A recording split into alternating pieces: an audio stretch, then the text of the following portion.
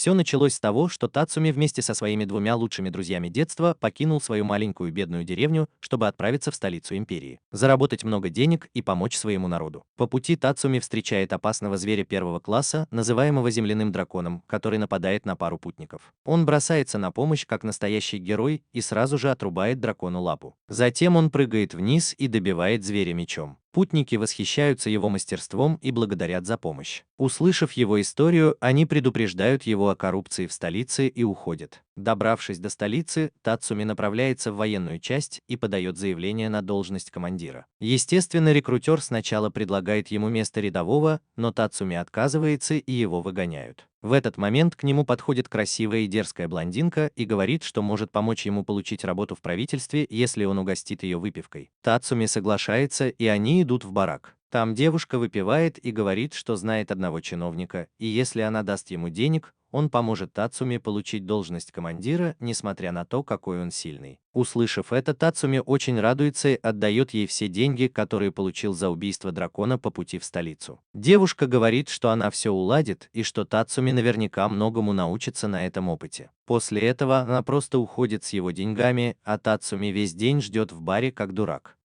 Вечером владелец бара говорит ему, что пора закрываться и что его обманули. Услышав это, Тацуми расстраивается и в гневе уходит из бара, проклиная блондинку.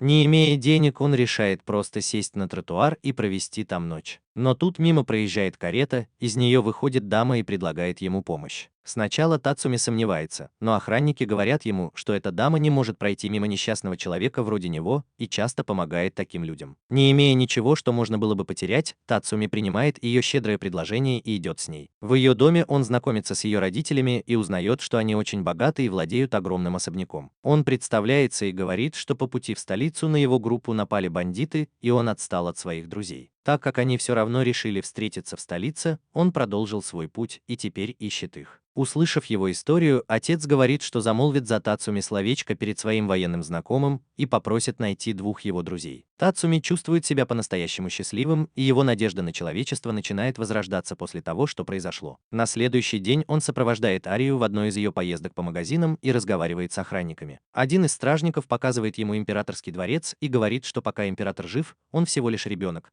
а настоящим правителем страны является премьер-министр, который на самом деле коррумпирован, и поэтому страна сейчас в упадке. Тацуми приходит в ярость от услышанного и говорит, что это его вина, что его бедная деревня вынуждена платить такие непомерные налоги. Затем стражник показывает ему на стену, где висят плакаты с разыскиваемыми членами ночного рейда. Он объясняет, что это группа наемных убийц, которые нападают только на высокопоставленных чиновников и представителей высшего общества столицы. Поэтому Тацуми должен быть начеку, если что-то случится. В ту ночь мы видим, как мать Арии идет по особняку, и вдруг ее разрезает пополам огромными ножницами, которые держит девушка с фиолетовыми волосами. Тацуми чувствует, что кто-то хочет убить Арию, и встает с кровати, чтобы посмотреть, что происходит. Он выглядывает в окно и видит группу людей, вооруженных оружием, которые парят в небе на веревках. Он понимает, что это ночной рейд, и удивляется, почему они нападают на таких хороших людей только потому, что они богаты. Затем он решает пойти к Арии и стать ее телохранителем. Он встречает ее у своего убежища в лесу и говорит, что будет защищать ее. Но тут появляется один из убийц, Акама, и в мгновение ока убивает другого стражника. Затем он подходит к Арии. Тацуми встает перед ней, и Кая отступает. Она говорит ему, что он не ее цель, но Тацуми отвечает, что не позволит ей убить Арию. Аками говорит, что в таком случае у нее нет другого выбора, кроме как убить его, и они начинают сражаться на мечах. Тацуми удается отразить пару ее ударов, но она быстро пронзает его сердце, как НПК. Тем временем мы видим, что на место происшествия приходит блондинка, которая смотрит на Тацуми и удивляется, насколько неудачливым может быть парень. Но Тацуми поднимается и говорит, что его спас маленький идол, который лежал у него во внутреннем кармане, подаренный жителями деревни. Затем Акме наносит ему последний удар в шею, но блондинка останавливает ее и говорит, что она должна Тацуми услугу и хочет ее вернуть. Она говорит Тацуми, что они не убивают невинных людей, и в доказательство открывает дверь в убежище, показывая ужасную правду. Тацуми заходит внутрь и видит, что это камера пыток, где повсюду висят трупы. Но он впадает в депрессию, когда видит, что тело в центре – это тело его подруги Са.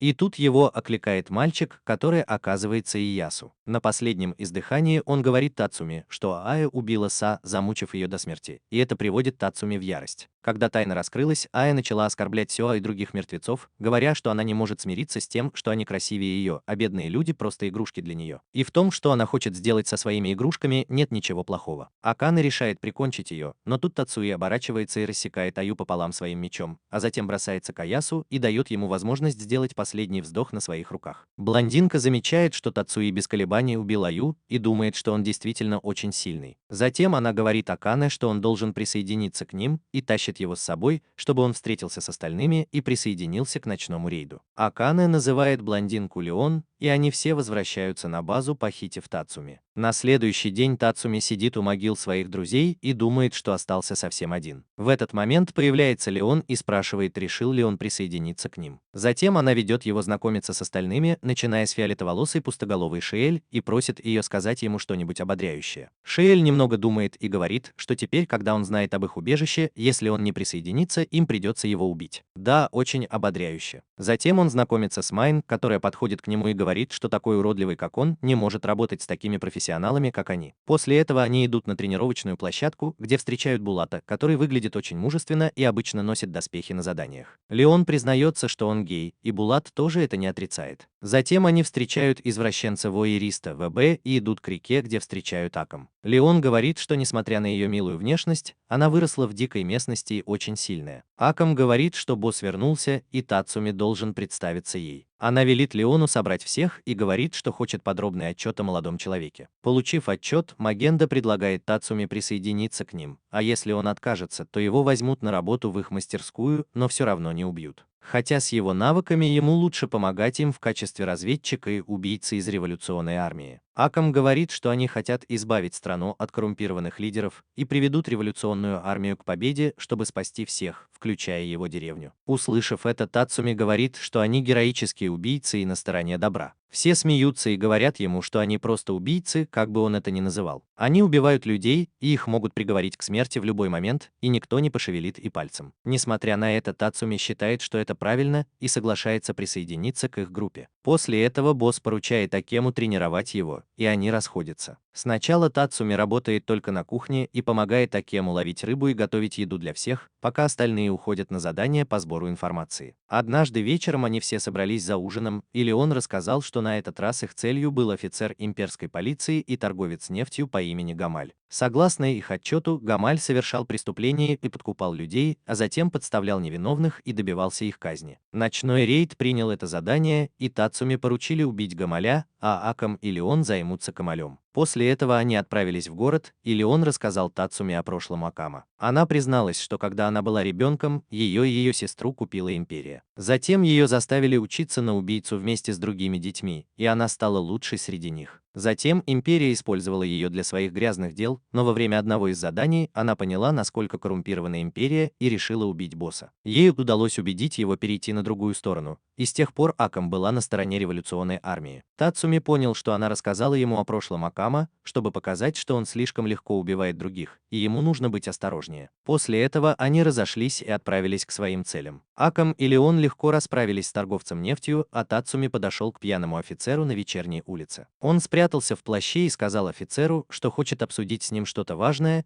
и хотел бы поговорить в месте, где нет людей. Они пошли в безлюдный переулок, и Тацуми поклонился и попросил офицера принять его в имперскую армию. Оливер оборачивается и говорит, что ему стоит попытать счастье в другом месте, но тут замечает, что Тацуми уже замахнулся на него, стоя к нему спиной. Он быстро оборачивается, но Тацуми наносит удар, не дав ему возможности ответить. Обер лежит на земле, и Тацуми думает, что победил, и собирается уйти, но Обер встает у него за спиной и начинает безжалостно атаковать. Ему удается прижать Тацуми к стене, и он говорит, что тот должно быть из ночного рейда. Он начинает оскорблять ночных рейдов, и Тацуми вскакивает и отвечает, чтобы заткнуть его. Но Обер просто наносит ответный удар и говорит, что это должно быть вдова, чей муж был приговорен к смерти, и он пойдет и убьет ее сразу после того, как разберется с ним. Услышав это, Тацуми приходит в ярость, пробивается вперед и ранит его в руку. Затем он прыгает и добивает его так же, как убил дракона раньше. После этого Ю возвращается на базу и докладывает боссу об успешном завершении миссии. Акане осматривает его на наличие ран и говорит, что рада, что он вернулся целым. После выполнения этой миссии Нагенда отправляет его на добычу полезных ископаемых для следующей тренировки. На следующий день на их базу нападают убийцы из другой страны, и они все вместе отправляются разбираться с ними. Во время этой миссии Булат показывает Тацуми свою императорскую реликвию в Курца, доспехи, которые он носит вместе со своим копьем. Доспехи придают ему силу и ловкость, а копье может пронзить врагов как масло. Реликвия Акане – это ее меч Мурасаин, который способен проклинать людей одним ударом, отравляя их до смерти за считанные секунды. Моя реликвия – это энергетический пистолет, который называется тыква. Она владеет огромными ножницами под названием ктас, которые могут блокировать пули и разрезать все, что угодно. Люба использует перчатку и проволоку, которые называются крастейл, а Леон носит пояс, который позволяет ей превращаться в крутую девушку-кошку. Усиливает все ее чувства и дает сверхчеловеческую силу, скорость и способность к регенерации. И, наконец, наш Тацуми использует свой старый ржавый меч, который он привез из своей деревни. Это просто тренировочное оружие. После того, как Тацуми разобрался с убийцами, на следующий день он начинает тренироваться с Майн. Но их тренировка начинается с пары энергетических выстрелов из ее реликвии и похода по магазинам, который нужен для расследования. Тацуми считает, что это пустая трата времени. Но Майн ведет его на место публичной казни, где он видит, как невинных людей вешают и пытают до смерти из-за политики коррумпированного премьер-министра. На следующий день они получают новое задание – убить дальнего родственника премьер-министра по имени Эдока. Они отправляются на задание всей командой, и Майн убивает Эдока своими мастерскими навыками снайпера, используя свою реликвию. Тем временем остальные члены ночного рейда разбираются с охранниками и другими людьми из его группы. На обратном пути Майн рассказывает Тацуми о своем прошлом и говорит, что родилась на западной границе империи и наполовину иностранка. Из-за этого на нее всегда смотрели свысока, как на чужачку, и дискриминировали. После того, как революционная армия объединилась с западными союзниками, она присоединилась к ночному рейду. И теперь планирует проложить путь к победе, чтобы создать страну без предрассудков. А после всего этого она хочет разбогатеть и жить в комфорте благодаря своему вкладу в войну. После этого они направляются к месту встречи, чтобы встретиться с остальными, но тут на них нападает командир стражи. Он мастер боевых искусств и нападает на них, отбрасывая Тацуи в сторону и направляясь прямо к Мине. Мина стреляет в ответ и не дает ему приблизиться, но он все равно умудряется подобраться к ней. Однако Тацуми останавливает его, обняв, как Гоку обнял своего брата,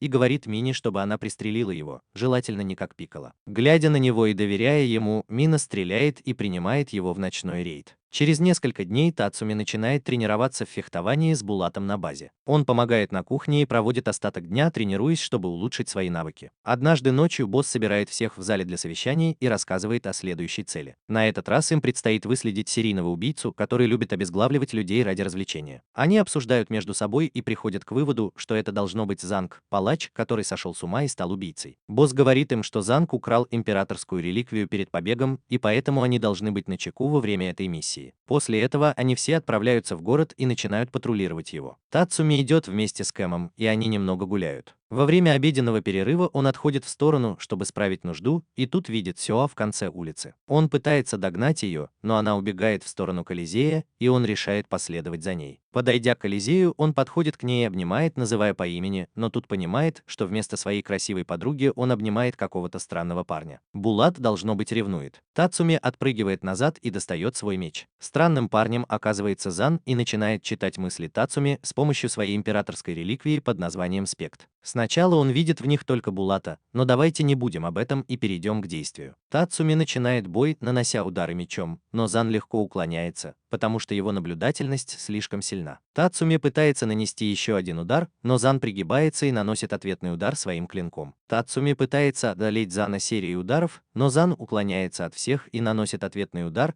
разрезая суставы и мышцы Тацуми, делая его совершенно бесполезным. Затем Тацуми собирает все свои силы и в ответ рассекает лицо Зана, но тот наносит ему удар в спину. Затем Тацуми поворачивается и падает на землю, а палач подходит, чтобы нанести последний удар. Но тут вмешивается Акам и останавливает его. Как злодей из аниме, Зёнг без всякой причины снимает плащ и встречается с Акам лицом к лицу, держа в руках оба клинка. Акам бросается вперед со своим мечом, и они начинают сражаться, мастерски нанося удары. Зенг замечает, что Акан старается предугадать его действия, читая его мысли, поэтому она очистила свой разум. И вместо того, чтобы вести себя как идиотка, как Луфи, смогла нанести удар. Но Зенг все равно блокирует его и наносит удар ей в спину. Он говорит, что может видеть малейшие движения ее мышц благодаря своей реликвии и успевает вовремя среагировать. Затем он использует дзинтюцу отцу, чтобы заставить Акан думать о нем как о своей сестре Куро. Он говорит, что теперь она должна видеть перед собой человека, которого любит больше всего и не сможет сражаться. Он бросается вперед, чтобы ударить ее, но, к его удивлению, Акан наносит ответный удар с большей силой, чем когда-либо, и говорит, что это потому, что она любит ее. И поэтому ударила его со всей силы, чтобы быстрее закончить бой. Поняв, что Акан еще больший псих, чем он сам, он теряет рассудок и наносит ей серию ударов, как новичок. Акан отбивает их все, а затем заканчивает бой точным ударом в горло. После завершения миссии они возвращаются домой, и на следующий день Тацуми просыпается в Кирасе. Они начинают тренировку, заставляя его плавать в реке в тяжелой броне. После нескольких заплывов он выходит и разговаривает с Ха, и она говорит, что он хорошо справился, и что для всех убийц в команде важно уметь нести свой вес. После этого Тацуми спрашивает ее, чем она занималась в команде, и она отвечает, что, будучи дурочкой, она всегда все портила, поэтому больше не может помогать на базе. Он спрашивает, как она стала убийцей и сельскохозяйственных, и АЛД рассказывает ему свою историю. Оказывается, однажды она убила бывшего парня своей подруги, который издевался над ней. В тот момент она была абсолютно спокойна и не запаниковала, хотя обычно была очень неуклюжей. Через несколько дней его друзья напали на нее на улице и сказали, что убили ее родителей, и теперь ее очередь умереть. Но и в этот раз она сохранила спокойствие и просто встала и убила их всех одного за другим своим ножом. Тогда она поняла, что из-за какой-то неисправности в ее голове у нее появился исключительный талант убийцы, и она стала наемным убийцей в столице, пока ее не завербовала революционная армия. Тацуми спрашивает, сможет ли он стать убийцей, но она уверяет его, что у него все получится, ведь он гораздо лучше нее. В этот момент из реки выходит Булат с блестящими мышцами, и Тацуми спрашивает, получится ли у него. Затем они заходят на базу, и босс отдает Тацуми имперскую реликвию, которую они нашли у Занка. Тацуми надевает повязку и серьгу и пытается прочитать мысли Акам. Он догадывается, что она думает о том, чтобы приготовить мясо на ужин, и Акам говорит, что он прав, но Леон говорит, что он еще даже не активировал оружие, а Акам просто наркоман. Он садится и пытается использовать реликвию, и на этот раз у него получается, но она быстро отвергает Тацуми как своего владельца. Босс говорит, что эта реликвия не подходит ему, и поэтому они отправят ее в штаб-квартиру для изучения. Тацуми думает, что может быть есть такая реликвия, которая может оживлять мертвых, чтобы он мог вернуть своих друзей к жизни, но все говорят ему, что такой реликвии нет. Иначе первый император, который их создал, был бы жив. Тацуми очень расстраивается и плачет всю ночь напролет, как маленький ребенок, а мама Щит обнимает могилы его друзей. На следующий день его отправляют с Леоном в трущобы, где она выросла. Там их преследуют какие-то люди, которые должны Леону денег. Во время игры в кошки-мышки Тацуми отстает от Леона и теряется. В этот момент к нему подходит молодая сотрудница имперской полиции по имени Сиру и спрашивает, не заблудился ли он. Тацуми говорит ей, что плохо знает этот район, и замечает рядом с девушкой живую имперскую реликвию. Он делает вид, что все в порядке, и просит ее вывести его отсюда, и они расходятся. Тацуми возвращается, чтобы рассказать об этом всем, а девушка решает найти человека, который убил ее наставника, сэра Огра, и отомстить за его смерть. Тем временем премьер-министр решает назначить их соломенную шляпу высокопоставленным генералом,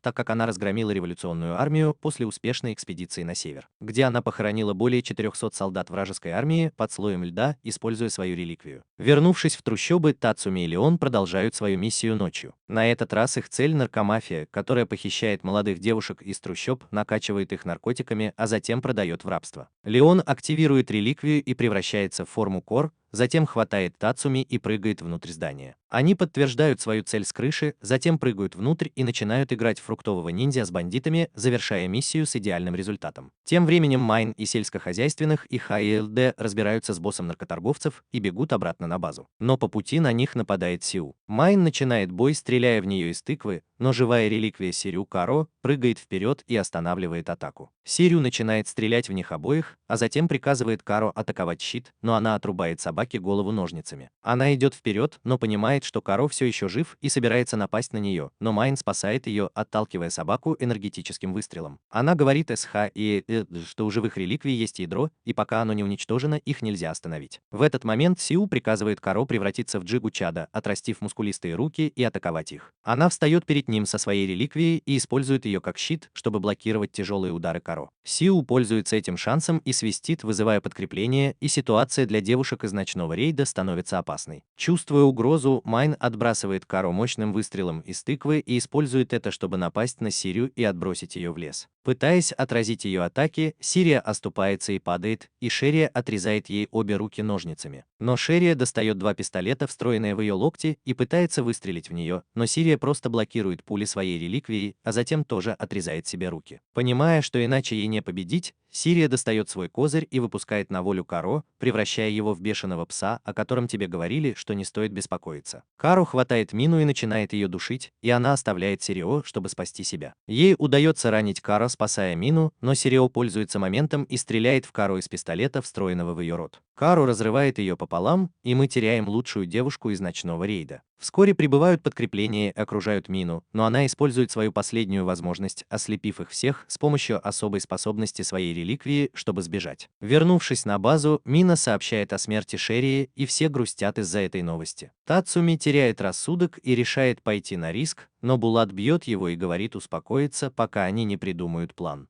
Мим решает убить Сыри своими руками, и они заканчивают день с успешным заданием, но, к сожалению, дорогой ценой. Тем временем СТФ возвращается в столицу и докладывает премьер-министру о своей победе. Она говорит, что теперь сама займется уничтожением рыцарей-магов, и король спрашивает, что она хочет в награду за свои достижения. К ее удивлению, она отвечает, что хотела бы влюбиться, а потом говорит, что у нее есть определенные предпочтения, и она записывает их. После этого она отправляет троих своих подчиненных убить высокопоставленных чиновников, которые выступают против премьер-министра, а затем оставляет листовки с символом ночного рейда, чтобы обвинить их в преступлениях. На следующий день Тацуми грустит из-за смерти Шиэль и не понимает, как она могла так спокойно об этом говорить. Но ночью он встречает ее, и она тоже плачет и признается, что ей очень больно из-за смерти подруги, но она должна сдерживать свои чувства, чтобы они не мешали ей выполнять задания. На следующий день босс собирает всех и рассказывает об убийствах высокопоставленных чиновников и о следующем задании. Она отправляет Лиам разведать в столице, что там происходит, а потом говорит, что Тацуми, Булат, Аким и Любок разделятся на две команды и будут охранять одного из чиновников, которые, скорее всего, станут следующей целью врага. Их задача — найти врага, который подставил их. На следующее утро Тацуми и Булат садятся на огромный круизный лайнер, чтобы сопровождать чиновника, которого они будут охранять. А Акам и Любек остаются в столице, чтобы присматривать за ним. Акане надеется, что ребята вернутся с задания целыми и невредимыми, потому что не хочет больше терять друзей. Тем временем Леон выслеживает СТФ и понимает, что она второстепенный персонаж и наверняка погибнет, если нападет на нее прямо сейчас. Поэтому она поступает разумно и убегает, поджав хвост. Вернувшись на корабль, Тацуми ходит по палубе, наблюдая за чиновником, которого должен охранять, и думает, как кто-то может убить его при таком количестве людей вокруг. Он думает, что ему стоит расслабиться и отдохнуть, но Буля бьет его, когда тот становится невидимым, и говорит, что он должен сосредоточиться на своей миссии и быть хорошим телохранителем. Тацуми отмечает, насколько полезна функция невидимости в броне Були. Услышав это, Буля говорит, что он пользуется этой функцией с тех пор, как служил в имперской армии, когда сражался изо всех сил, но в конце концов это не помогло, потому что его генерала несправедливо обвинили и отправили в королевский суд только потому, что он отказался дать взятку премьер-министру. Мулат изо всех сил пытался оправдаться, но генерала увезли в столицу, и больше о нем ничего не было слышно. После этого Була тоже обвинили в преступлении, и он сбежал с Инкурсио и присоединился к революционной армии, чтобы бороться с коррумпированным правительством. Когда он закончил свой рассказ, Инкурсио сказал, что ему тоже скучно, и его невидимость начинает исчезать. Тацуми говорит, что ему нужно ненадолго снять броню, и поэтому он оставляет палубу Тацуми и уходит внутрь, чтобы перезарядиться. Во время обеда все вдруг слышат звуки флейты, и все засыпают. Тацуми думает, что что-то не так, и выходит на палубу, чтобы посмотреть, не напали ли на них. И действительно, самый громкий из трех людей с зубами, Дайдара, выходит из темноты. Он бросает меч в Тацуми и говорит, чтобы тот сразился с ним в бою. Он говорит, что хочет набраться опыта, чтобы стать самым сильным, и достает свои боевые топоры. Тацуи, как всегда, начинает бой с широкого удара мечом, но Даэра сильным ударом топоров отбрасывает его назад. Затем он бросает один из топоров в Тацуи, как драгонбол. Тацуи пытается увернуться, но получает удар топором, когда тот возвращается обратно. Дагара называет свое имперское оружие Белварк и снова бросает один из топоров. Тацуи думает, что он умный и может использовать против него прием Гоку Фризы, но Булат бьет его между атаками и говорит, что это была новая игра. Дагара спрашивает, кто он такой и почему на него не действует музыка флейты, и Булат говорит, что это из-за его мужественности на уровне Эндрю Тейта. Он замечает рану на ноге и понимает, что говорил о своей мужественности месте, а сам просто ударил себя в ногу, чтобы выйти из гёндзюцу. Булат говорит Тацуи, чтобы тот внимательно следил за боем и поворачивается к нему лицом. Он кричит и надевает доспехи, как Сейлор Мун, но в этот момент трое его людей нападают на него. Тацуми думает, что ему конец, но Булат мгновенно отбивает атаку двух нападающих и пронзает Дейдару копьем, как в Mortal Kombat. Тацуи понимает, что Булат действительно очень силен, и тот говорит ему быть внимательным и следить за окружением. В этот момент один из мужчин встает и направляется к Булату, окликая его по имени. Он оказывается генералом Ливером, тем самым, с кем Булат служил в армии и кого несправедливо обвинили на королевском суде. После не очень теплого приветствия они начинают драться, и Ливер достает свою императорскую реликвию, которая может управлять водой. Он создает нескольких водяных змей и атакует Булата, но тот с легкостью их рассекает. Тем временем Тацуми сражается с флейтистом. Ливер начинает действовать серьезнее и атакует Булата несколькими потоками воды, пока тот находится в воздухе, но Булат все равно побеждает и бросается на Ливера с копьем. Тут вмешивается Курция и нападает на Булата, но тот просто отбрасывает его в сторону, ставя на место. Затем он снова сражается с Ливером, и тут действие Курция заканчивается, и Булат замечает, что Ливер тоже не может использовать свою реликвию из-за ее чрезмерного использования. Теперь они оба сражаются на равных, и Булату удается ранить Ливера, но не раньше, чем тот впрыскивает Булату свою отравленную кровь. Теперь, когда двое мужчин повержены, остался только Тацуми, но Булат в плохом состоянии, а Тацуми уже проиграл ему однажды. Тацуми использует скрытую способность своей реликвии и превращается в сильного воина. Алла дает Тацуми ключ от Инкурсио и говорит ему взять его. Тацуми наполняет ключ своей энергией, и Инкурсио появляется во плоти и подстраивается под размеры Тацуми.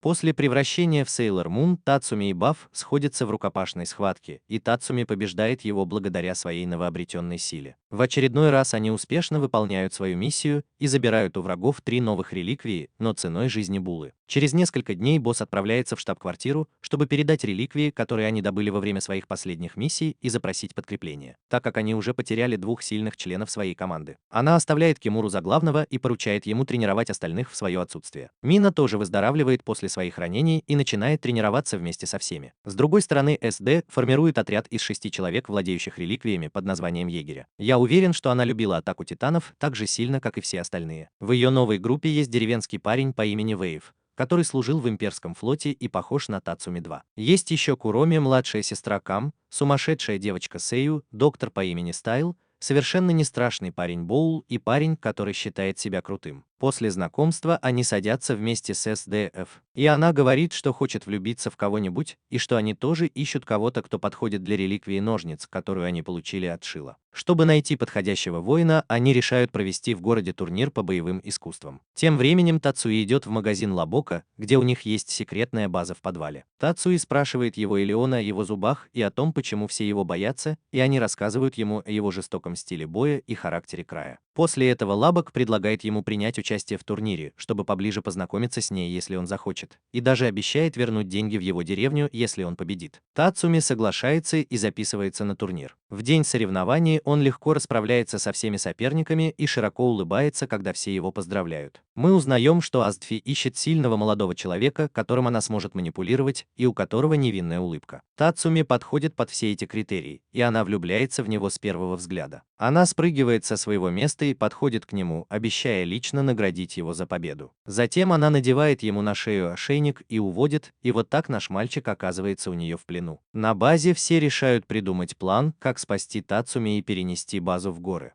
Следующей ночью Стив берет Тацуми на одно из заданий, где она говорит ему посмотреть, как егеря побеждают вражеские силы. Она говорит, что он будет резервным отрядом егерей, и она будет лично его тренировать. Тацуми думает, что это шанс привлечь Адит на их сторону, но в то же время боится ее силы.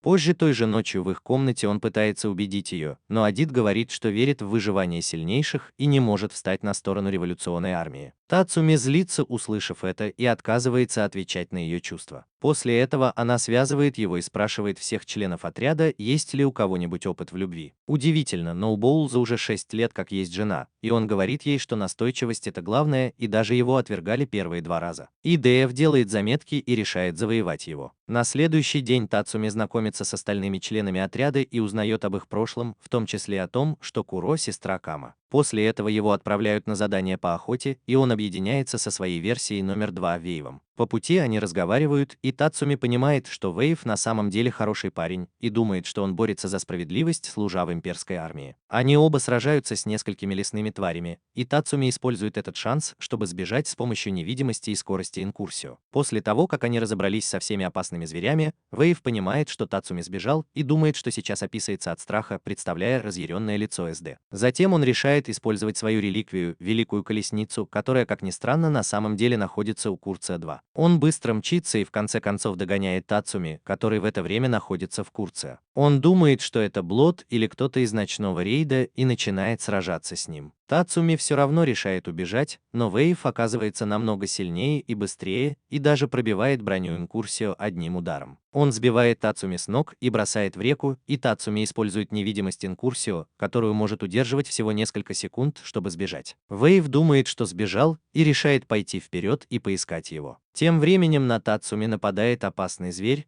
но Ака спасает его, и они вместе с Лобоком возвращаются на базу.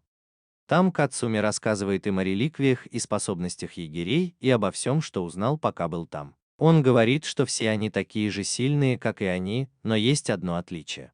Услышав это, Акам говорит, что хотя она и сильна, у нее есть слабость, и это то, что она жива, и пока у нее бьется сердце, ее реликвия может победить ее одним ударом. С другой стороны, в столице СДФ наказывает Уэ за то, что он позволил Тацуми и Курца сбежать, и говорит, что во второй раз он не может потерпеть неудачу. Сурью тоже не удается их выследить, но доктор Стайлиш с помощью своих экспериментов с Химрой находит базу ночного рейда. Но вместо того, чтобы сообщить об этом СДФ, он решает уничтожить их всех в одиночку со своей армией мутировавших заключенных. Они начинают атаку, и один из людей Химры застает Леон врасплох и предположительно убивает ее. К этому времени Лабек узнает, что на них напали благодаря своей реликвии, и сообщает остальным. На него нападает группа гибких химер, которых трудно убить с помощью его реликвии, но ему удается убить одну из них, создав копье из своей реликвии и пронзив им врага. После этого на него нападает целая толпа таких же врагов, но Акане приходит ему на помощь и в мгновение ока расправляется с ними. В этот момент на нее нападает механоид Чимура, тело которого сделано из железа и невосприимчиво к яду Мурасамы. Она продолжает сражаться с ним, пока Лабок разбирается с двумя железными големами. Тем временем Тацуми выпрыгивает из здания, вооруженный инкурсио, и начинает избивать нескольких безымянных НПК. Затем ему бросает вызов итальянец, вооруженный ножницами. Тацуми приходит в ярость и бросается на него, но тот отбивает удар ножницами и ломает его наручи. Тацуми пытается снова ударить его, но тот отбрасывает его назад и готовится нанести решающий удар. Но тут на сцену выходит Майн со своей тыквой и провоцирует итальянца напасть на нее. Она заряжает свое оружие, позволяя мужчине подойти ближе, увеличивая его мощность, а затем одним выстрелом отправляет его в Нарнию и забирает его. Доктор Стайлс сожалеет о потере императорской реликвии, но тут все замечают, что над ними пролетает гигантский манта-рейд,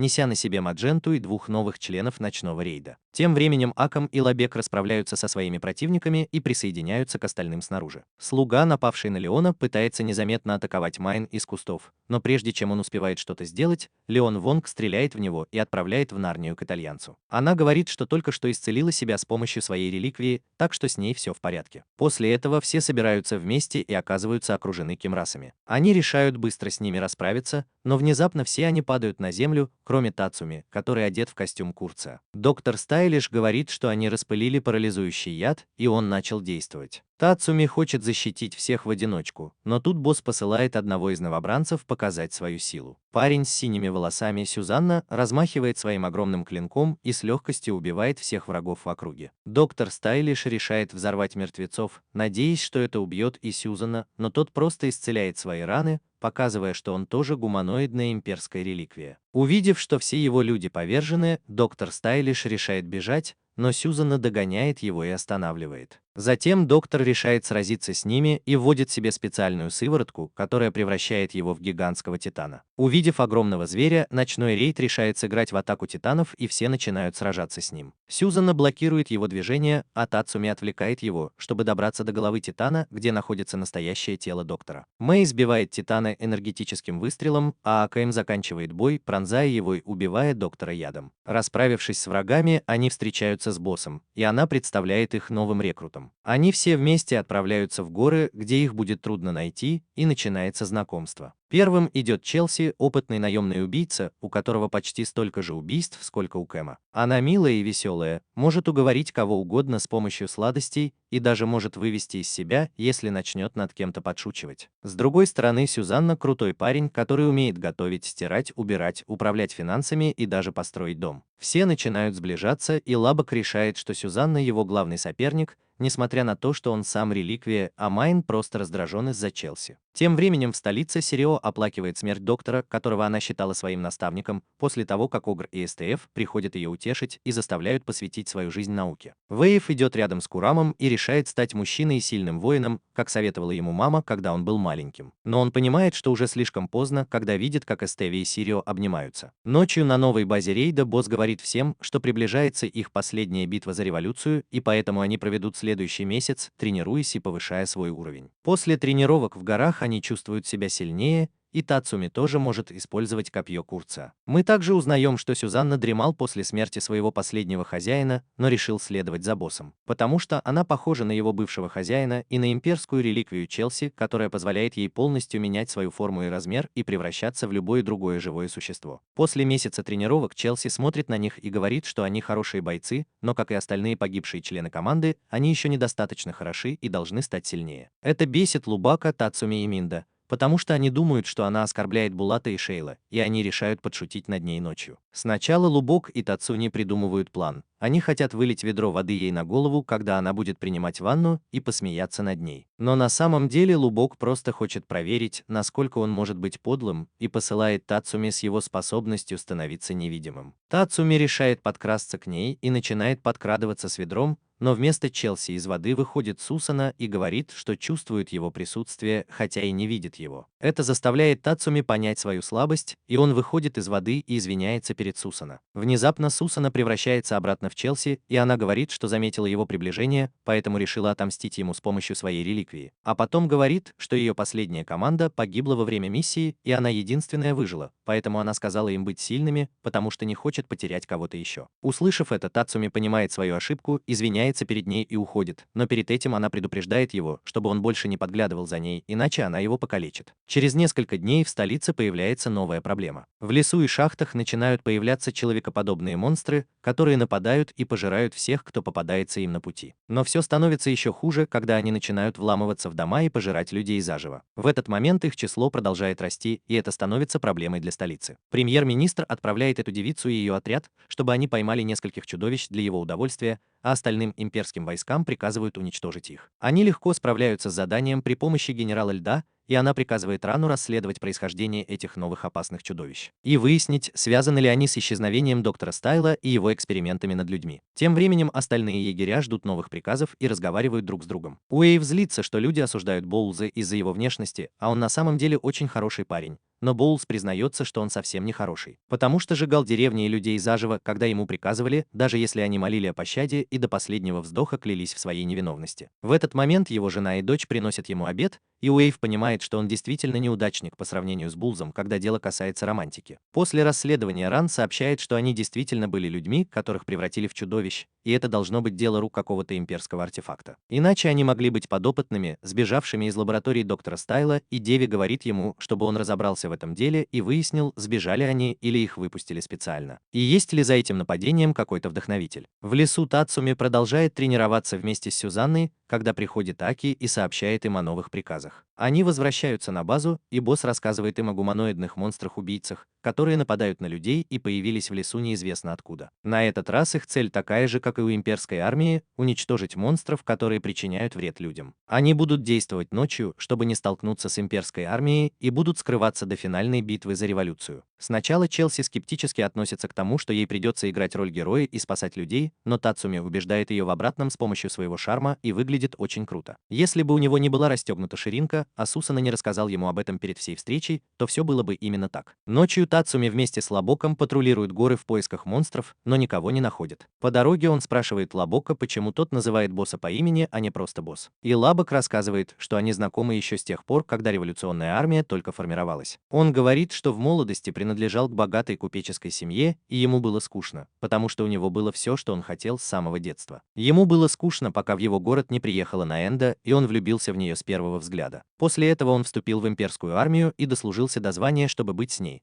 А когда они присоединились к революционной армии, он сделал это ради любви и представил все так, будто погиб в бою. Выслушав его историю, Тацуи говорит Лубаку, чтобы тот перестал быть извращенцем и подглядывать за другими женщинами. А затем поднимается на вершину горы, чтобы в последний раз осмотреть окрестности. На вершине он оглядывается и, не обнаружив никаких опасных зверей, снимает снаряжение и решает спуститься вниз. Но внезапно с неба, словно кровожадный ангел, готовый уничтожить ночных разбойников, падает СД. Мы узнаем, что она случайно патрулировала местность и увидела кого-то на горе, решив, что это враг. Но как только она спустилась и поняла, что это Тацуми, выражение ее лица изменилось. В этот момент на них нападает дюжина опасных зверей, и Тацуми думает, что это его шанс сбежать. Но СД мгновенно убивает их всех и снова сталкивается с ним. Затем она подходит и обнимает его сзади и говорит, что была на дежурстве и очень рада, что встретила его. Она спрашивает, что он здесь делал, и Тацуми отвечает, что сражался с опасными зверями и тренировался. Аст спрашивает, вступил ли он в революционную армию, и он отвечает, что пока нет, но не передумал. Она хвалит его за тренировки и за то, что он стал таким сильным, а затем оборачивается, чтобы позвать человека, прячущегося за камнями. Внезапно выходит парень с серебристыми волосами и в капюшоне, он использует свою реликвию Шамхалу и телепортирует их обоих на отдаленный остров. На этом отдаленном острове Тацуми задается вопросом, не иллюзия ли это, и просит Ист ущипнуть его, но вместо этого она целует его и говорит, что это реальность, потому что она все чувствует. Она говорит, что это должно быть способность управлять пространством, и что парень, наверное, сильный пользователь реликвий, и спрашивает, кто он такой. Затем она использует свои ледяные силы, чтобы создать огромную колонну, и они оба пытаются осмотреться. Они понимают, что находятся посреди моря, окруженные только водой. В этот момент из леса выходит гигантский мутант-титан и нападает на них. Тацуби замечает, что он похож на доктора Стайла в его последней форме, и что им понадобился целый отряд, чтобы победить его. Он спрашивает, как им удастся победить его, но Аст просто демонстрирует свои демонические силы и пробивает огромного титана ледяными копьями. Титан все еще двигается, но Тацуми бросается вперед и убивает его, атакуя его тело. В этот момент появляется еще один титан и пытается напасть на них сзади, но Ист раздавливает его огромным ледяным шаром, который она создает из воздуха. Глядя на нее, Тацуми понимает, насколько она сильна, и спрашивает, как Кайм собирается победить ее. Затем они оба отдыхают и переводят дух, и Тацуми спрашивает, что они будут делать дальше. Она говорит, что они будут бродить по острову и изучать окрестности, чтобы понять, где они находятся, а потом найдут способ вернуться. Остаток дня они провели именно так, и Эстеве наслаждался этим, как будто это было свидание с Тацуми. Той ночью она снова попыталась соблазнить Тацуми, но он отказал ей, пока она не передумает помогать премьер-министру. После этого СТФ отвела его обратно к месту возрождения на острове и сказала, что, скорее всего, пользователь реликвии может отправлять их только в те места, которые он отметил своей способностью, и что он, скорее всего, снова откроет этот портал в будущем, и они могут подождать, пока это произойдет, чтобы вернуться. Кроме того, она может приручить опасного зверя, и они смогут на нем добраться до столицы. После этого она толкнула Тацуи вниз и сказала, что хочет еще немного побыть с ним, и спросила, как он научился владеть мечом. Тацуи рассказал ей, что он из деревни, и там был солдат в отставке, который научил его пользоваться мечом и ковать оружие. Он хотел научиться многим навыкам, чтобы добиться успеха в столице. Затем он спросил ее о пропуске, и она рассказала, что была дочерью вождя племени на севере. Она выросла в суровых условиях, где выживал только сильнейший, и так ее воспитывал отец. Однажды северяне напали на их племя и убили ее отца,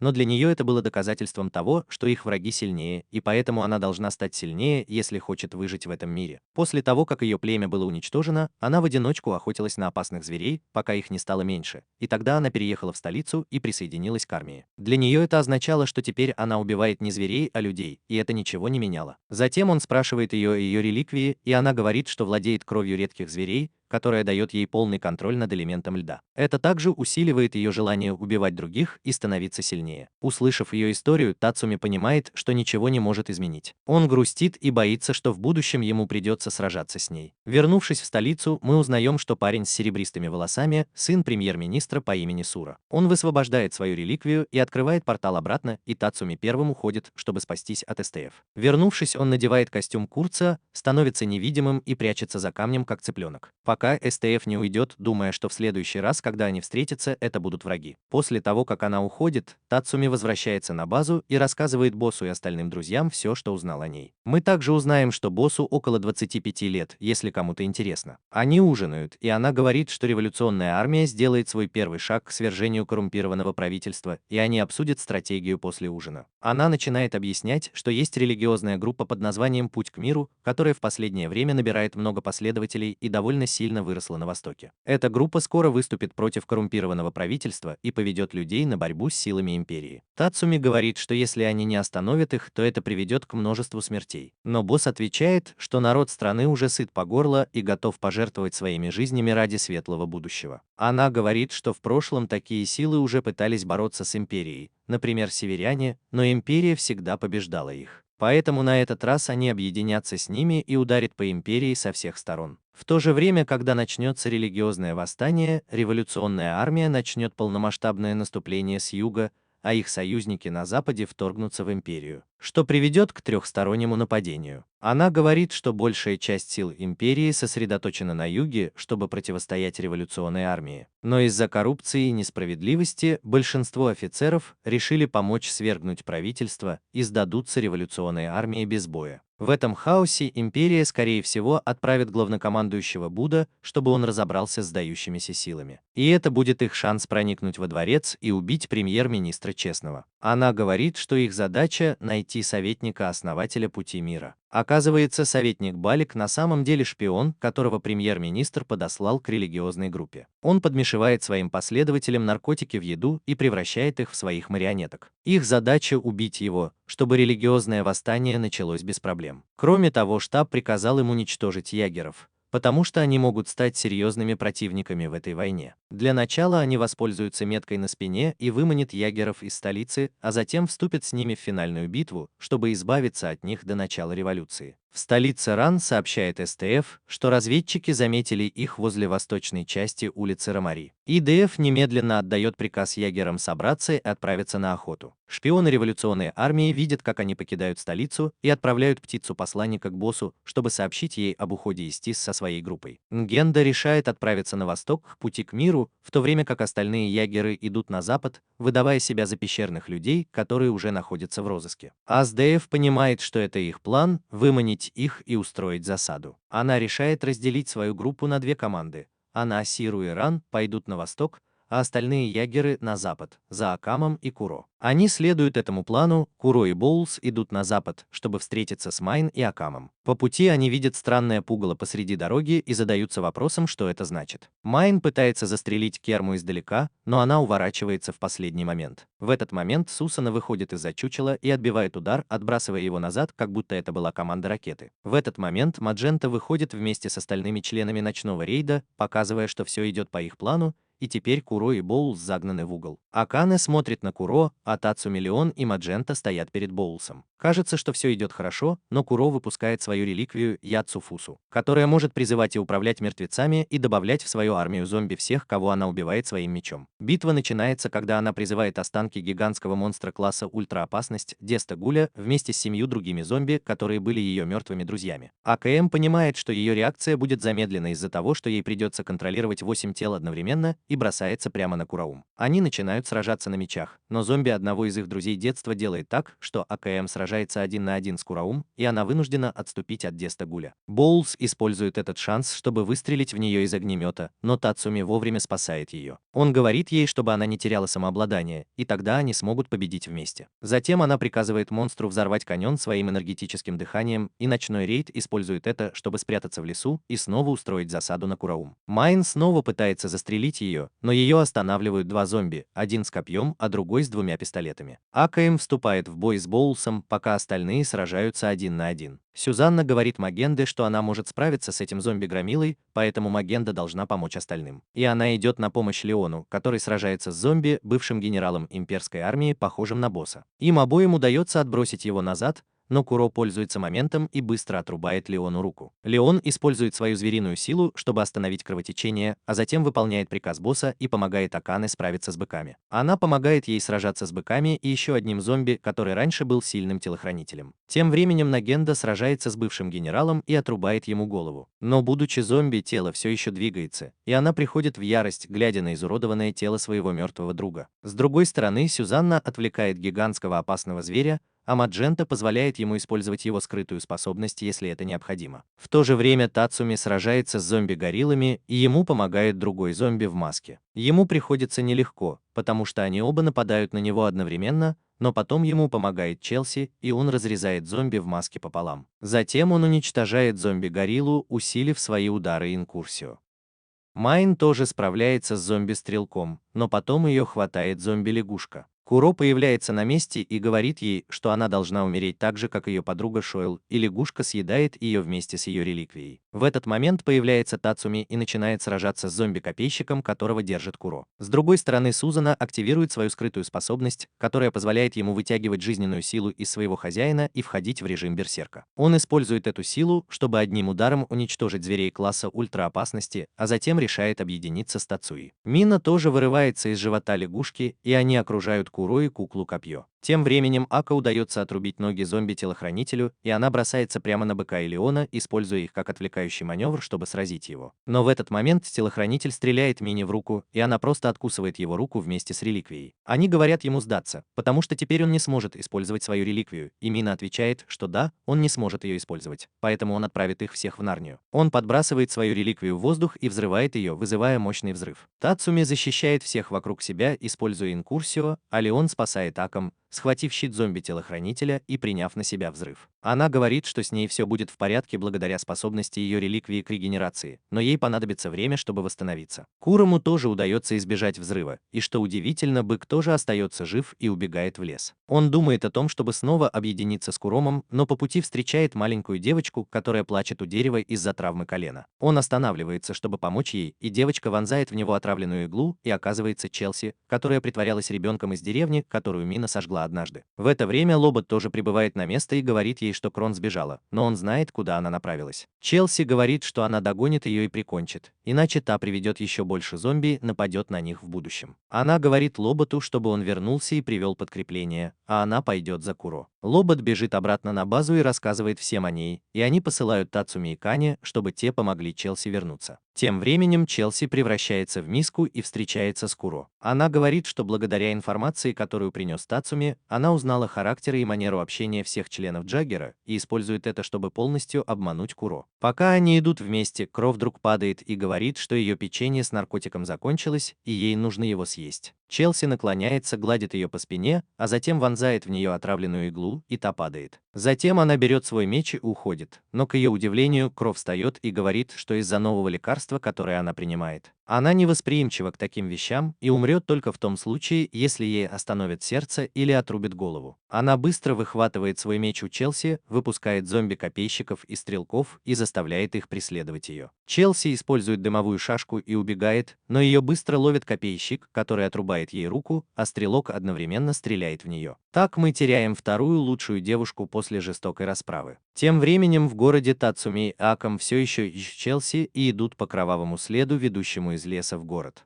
Тацуми бежит по улицам и в конце концов оказывается на городской площади, где вокруг чего-то собрались люди. Он поднимает голову, чтобы посмотреть, на что они смотрят, и тут же падает на колени, когда понимает, что это не что иное, как голова Челси, насаженная на шест. После этого они возвращаются на базу и с тяжелым сердцем и твердой решимостью продолжают свою миссию, чтобы совершить революцию. Мы также узнаем, что Леон может пришить себе руку благодаря своим регенеративным способностям и проводам Лабока. На следующее утро они отправляются на восток, чтобы разобраться с советником религиозной группы и начать революцию. Тем временем Див встречается с советником Баликом и говорит ему, что она и Джаггеры будут его телохранителями против ночного рейда, который, как они подозревают, уже проник на восток. Балик приветствует их и говорит, что до этого момента его защищали 4 демона Ракшаса благодаря премьер-министру, и теперь они могут использовать их для охраны. Они решают отправить их в город на поиски членов ночного рейда и разобраться с ними. Кроме того, Вейв замечает, что Куро еще не оправилась от ран, полученных в предыдущей битве, и слишком сильно себя нагружает. Он говорит ей, что попросит АСДФ отпустить ее на задание, но Куро признается, что если ее исключат из Джаггеров, то ее убьют, потому что она убийца Империи. Она говорит, что не хочет этого, и если ей суждено умереть, то она лучше умрет, сражаясь, как ее товарищи. Ночью Акам встречается с несколькими шпионами революционной армии, чтобы обменяться информацией, но их убивает Абара, один из 4 демонов-ракшасов.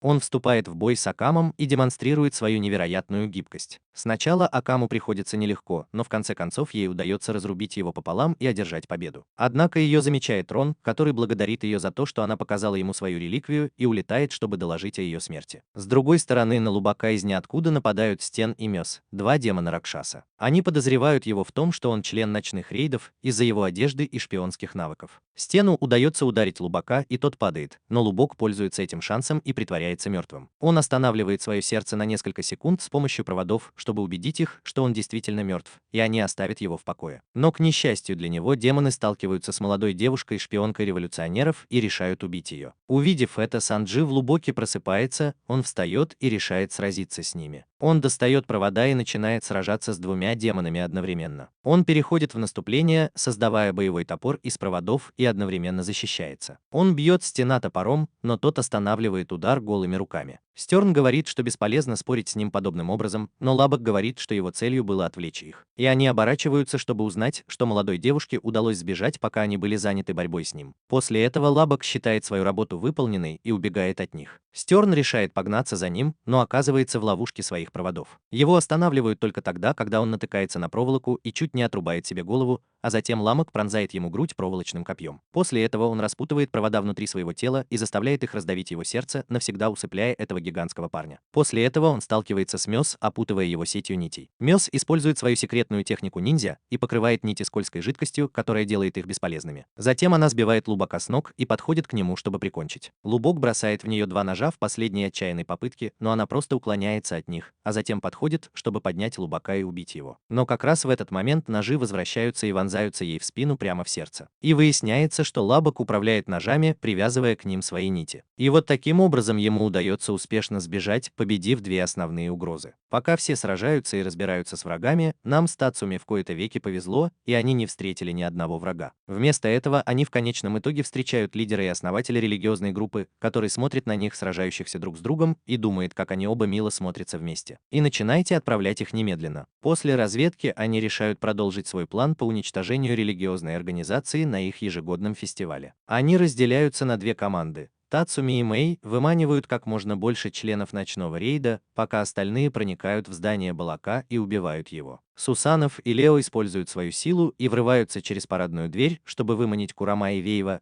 а Тацуми и Майн уводят Сиу и последнего демона, Сузу, который мог пойти за ними. Они приводят их в старые руины за городом, где Сиоа начинает бой, обстреливая их из оружия. Но Тацуми хватает Майн и убегает вместе со своей реликвией. Затем на них нападает Сузука, и Тацуми вступает с ней в бой и уводит ее в руины, пока Майн готовится выстрелить в Сиоа и отомстить за SHI и LD. Сиоа замечает ее и запускает в нее самую мощную ракету, но Майн отражает ее энергетическим взрывом из тыквы. Сиоа бросается на Майн вместе со своей реликвией, но Майн сбивает собаку и модифицирует свою реликвию, чтобы прикончить их. Сирио говорит ей, что она убьет ее и скормит ее собаке, как она сделала с телами Шейлы и Челси. Это приводит Майн в ярость, и она начинает стрелять в них энергетическими пулями из модифицированного оружия и повреждает ядро собаки. Сиу вынуждена использовать свой последний шанс, и ее реликвия взрывается, но Майн успевает отскочить, чтобы избежать взрыва. Сиу преследует ее и пытается выстрелить ей в рот из пистолета. Майя отбивает пули своей реликвии, но Сиу пользуется этим и наносит ей сильный удар в живот, от которого она отлетает назад. Тем временем Тацуми продолжает сражаться с Судзукой внутри руин и решает похоронить ее заживо, разрушив стены и колонны древнего здания. Когда оно рушится, он телепортируется благодаря инкурсию и окончательно побеждает ее. Снаружи Сирио подходит ко мне, чтобы прикончить ее, и посылает за ней свою собаку, которая умирает на месте. Майя решает, что ей еще рано умирать, и, подняв свое оружие, переключает его на энергетический луч, а затем поражает их обоих безумно сильной энергетической атакой, которая разрывает на части ее собаку и Сирио, окончательно убивая ее. Когда она падает на землю, готовая умереть, Сирио нападает на Маю, и мощная бомба взрывается у нее в голове. Мая пытается убежать, но понимает, что слишком ранена, чтобы двигаться. Она проклинает свою судьбу, но тут появляется Тацуми и спасает ее от взрыва. Кстати, у нас срочные новости. Они оба влюбляются друг в друга. Тем временем Мадженти и другим членам ночного рейда удается убить Балока, который не подчиняется приказу Эздис оставаться в своей комнате и пытается сбежать через секретный туннель. В конце концов, это становится большой победой для революционной армии и Тацуми. Благодаря успеху их миссии, восстание наконец начинается, и революционная армия начинает наступление на столицу с юга. Как и планировалось, офицеры, находившиеся в фортах между столицей и городом, один за другим сдались без боя, и революционеры продолжили наступление. Чтобы противостоять этому, премьер-министр вызвал главнокомандующего Будока, чтобы тот поговорил со своими людьми, а сам вывел на улицу своего сына. Сура представил свою группу спецназа, называемую «Дикая охота», для ночных рейдов. Аст был отправлен на запад, чтобы разобраться с союзниками революционеров,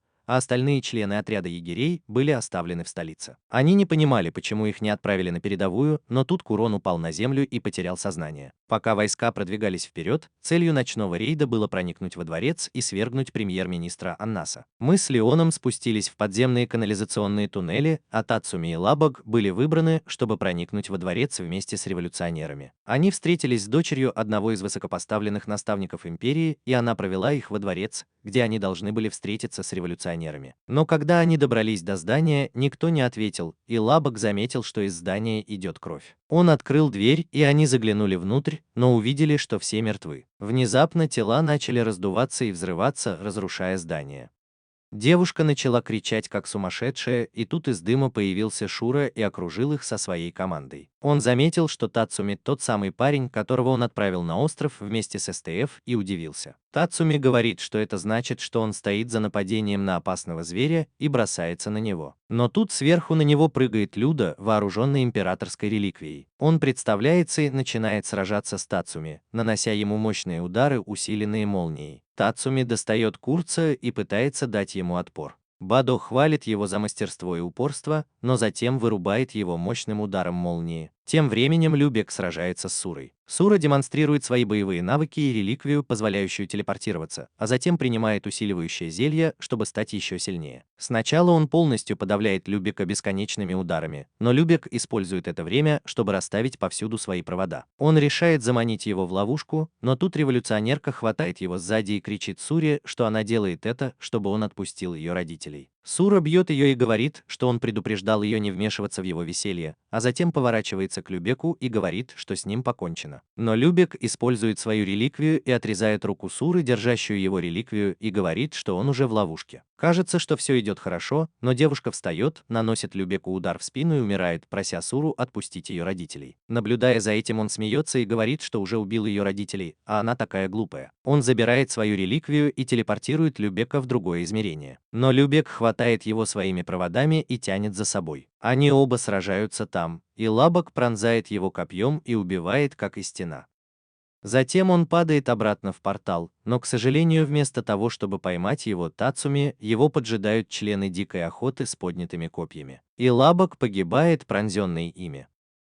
Тацуми выкрикивает его имя, но его тоже захватывают в плен. Во дворце Муно сообщает премьер-министру о смерти его сына и о том, как он убил одного из рыцарей-наемников. Анас плачет по своему сыну около 2 секунд, а затем говорит что-то и продолжает есть курицу. Затем Будда сообщает ему, что они взяли другого в плен и решают замучить его до смерти, чтобы другим революционерам неповадно было. В этот момент в кабинет входит СТС и говорит, что она позаботится об этом, и про себя думает, что никому не позволит забрать Цуи. На следующий день они узнают, что его будут публично казнить. Следующей ночью Майн решает пойти одна и спасти Тацуми, но Акам останавливает ее. Она говорит, что не нужно ее останавливать, но Акам отвечает, что она здесь, чтобы помочь. В этот момент из-за угла выходит Леон и говорит, что тоже поможет, потому что это она разведала обстановку и просит босса не мешать им. Босс говорит, что как ночной рейд, они обязаны остановить казнь, чтобы не подорвать боевой дух революционной армии. И вот они все отправились спасать Тацуми. В камере Джадаля СТФ подходит к Тацуми и говорит, что он наконец-то присоединился к революционной армии. Она просит его уйти с ними и обещает простить все его прошлые преступления, но Тацуми отвечает, что не может быть с тем, кто сеет разрушение. Она пытается убедить его, но видит, что он непреклонен, и говорит, что сама его казнит и посмотрит, насколько сильна его воля к жизни. На следующий день они все собираются в Колизее, где собралась огромная толпа. На арене присутствуют юный император и премьер-министр. Бундо стоит на страже, а Издев подходит к Тацуми с мечом, привязанному к кресту в центре. Она направляет на него клинок, разрывает его рубашку и говорит, что сейчас начнет. Но тут Майн стреляет в нее, и она падает. Затем она стреляет в нее энергетическими лучами, заставляя ее отступить от Тацуми, а остальная часть ночного рейда летит над толпой на опасном звере Манте. Затем она взрывает взрывчатку, которую Лабок заложил в Колизее, и Ист проваливается под землю. Муда стреляет в нее молниями, и Агенда тоже прыгает вниз со своим реликтом Сусана, чтобы сразиться с Издом. Тем временем Леон присоединяется к Майн, а Кайм проникает во дворец, чтобы не подпустить к ним джаггеров и убить премьер-министра. Мы с Леоном сражаемся с Бунда, но он оказывается слишком силен для нас. Леон пытается вступить с ним в ближний бой, чтобы дать Мине возможность выстрелить, но Бадо парализует ее своей молнией и отражает выстрелы как настоящий профи. Их битва продолжается, но Бадо продолжает теснить их и даже умудряется поразить Мину своей молнией, преодолевая энергетический луч тыквы. Тем временем Акее удается проникнуть в кабинет премьер-министра, но вместо него она находит только ключ Инкурсио. Она забирает его и бежит обратно в Колизей, чтобы помочь остальным. Мина получает прямое попадание от Бадо и находится на грани смерти. Она испытывает сильные чувства к Тацуми и находится в опасной ситуации, поэтому она обращается к тыкве, чтобы выразить свои чувства. И стреляет в Бадо самым мощным энергетическим лучом, который только может, сжигая и разрушая тыкву. Бадо отвечает ей молнией, но атака тыквы оказывается сильнее